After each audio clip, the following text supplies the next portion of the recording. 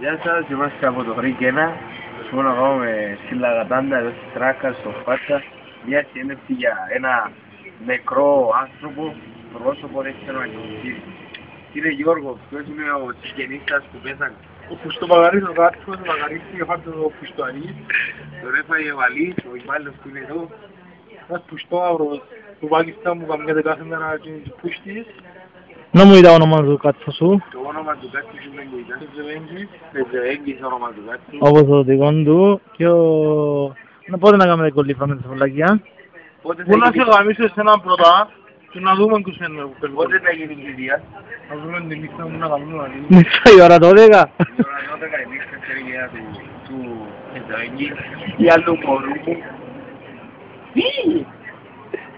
Να μου φωνάσετε το κάτω του, να φωνάσετε τώρα ξανά. Δείξε Ζεβέγγις αυτός ο κάμεραμαν να κάνει το, Ζεβέγγι, αυτά. Να σου πεις το κάτω του. Δεν είναι κάτω ματ κάτω.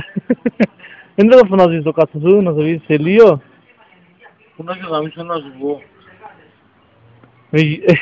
Μη γιάννε το κάτω του εσύ. Ωε ρε, τα βυζιάν του κάτου σου. Δεν θα πίνετε καλά το κάτω του. Μογγόλος. Μογγόλος σου μπίσκα τσακιά μέσα. Και αν βαριέσαι να μου λάβεις το κάτω του, φύγε! Όπως το ποτάνα.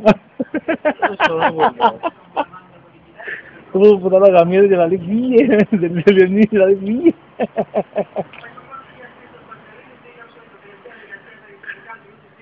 Say bye bye. Γιώργο, say bye bye. Τώρα που στο κάνω στο μαλακιωτέο. Χαρούμενος εσύ, άμα πες το όφησε το. Θα σου φέρω τίγρο εγώ, δεν έχει πρόβλημα. Η Lion. Θέλεις το? Εδώ το Lion. Σου κόλλησε ο Λάιος. Θέλεις? Σου κόλλησε ο Λάιος. Okay, bye bye.